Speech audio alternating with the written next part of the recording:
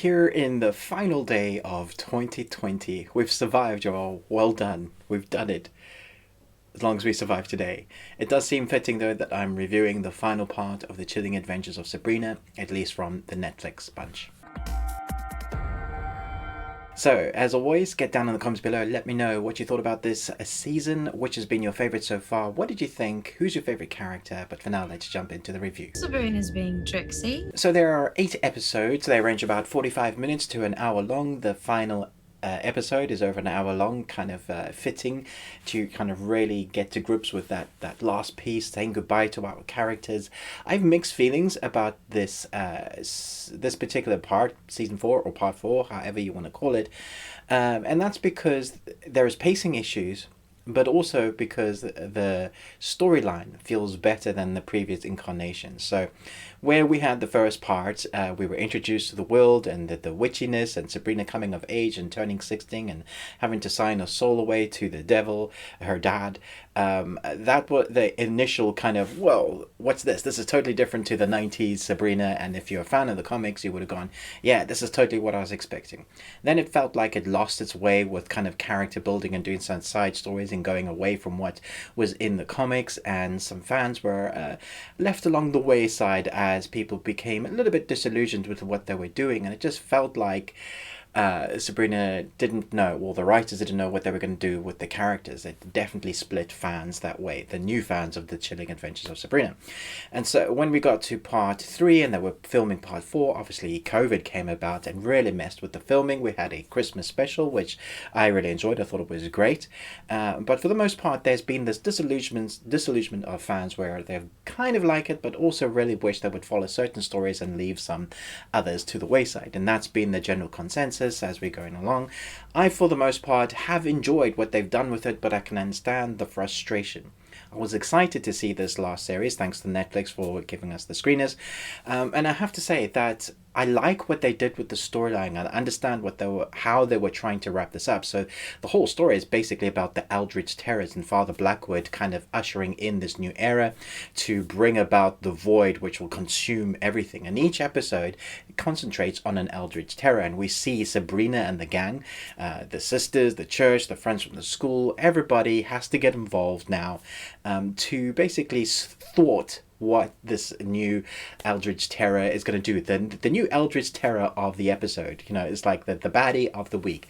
And that was a lot of fun because it had a really nice arc structure. Each episode you kind of know what you're going to get until you get to the latter 3 episodes, really, where we get alternate timelines, we get things that are definitely harking to fan service. So there's definitely a nod towards the original 90s, which I think you'll really appreciate. I'm not going to say what's going on there, but I think you'll understand. It reminded me a little bit of what happens in Supernatural. There's a similar thing, there's similar episodes, so if you've seen that, you kind of get what's going on.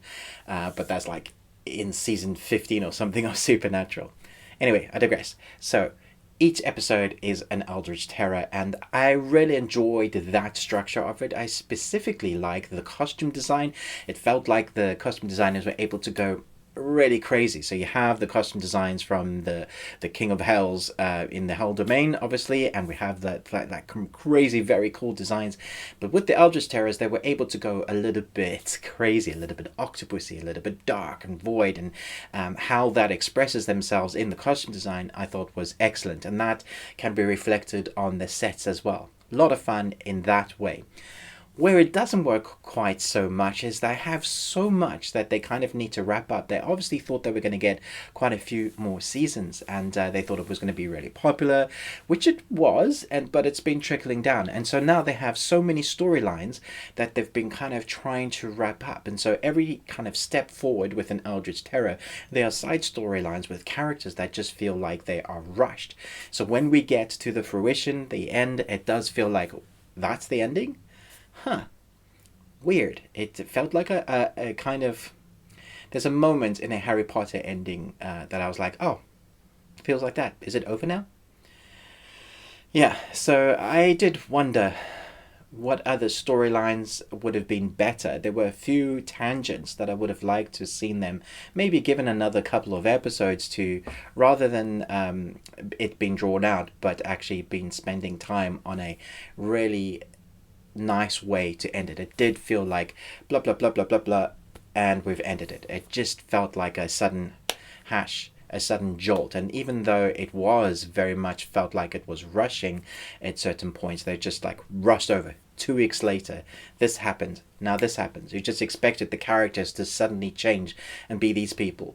You don't get to see that journey. So it does feel like it needed a couple of episodes extra to really kind of give the fans what they needed to say goodbye to all their characters properly. The way they did it, I wasn't a massive fan of. That's not to say I didn't enjoy the bulk of the episodes. I really enjoyed the Eldritch Terrors. I liked the Endless, the Void. Especially the early few episodes with the Eldritch Terrors. I liked what they did. Father Blackwood is another really fun character that keeps renewing his badness, his evilness. I like his character. I think he's a lot of fun.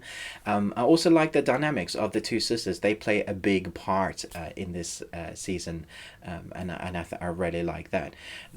Some of the characters that are kind of left to the wayside, the Dad Devil, Caliban, he has a little bit to do in a couple of the episodes. The friends, there's a little bit to do with them, but it is focusing on Sabrina, the Eldritch Terrors, and what's going on there. And it kind of dots and backwards and forwards. Where I felt like previous seasons spent some time on the characters and that felt disjointed, this time around it felt like we're all rushing to kind of finish the story, and that's all we're going to get. That's all, folks. Which was a little bit of a shame, because I was enjoying the structure and the arc, but I was hoping that we were going to get more episodes than we did. So I think a 10 episode for this season would have done much more had they been able to finish it. Maybe they ran out of time, maybe it was COVID. I understand that filming or creating anything in this way at the moment is really tough for creators, but also with the episodes that it harks to, you can see where they wanted to release this. I think they were aiming to release this in October, so there's obviously stuff happened along the way, and that didn't go quite to plan.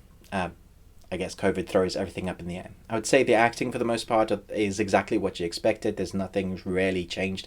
If you like the acting from the previous parts, you're going to like this. If you didn't, then I don't know why you're still watching. Maybe you're holding out hope that they've changed it for the better or stuck to the comics more. I think they've definitely gone away from the comics, definitely in episode 7.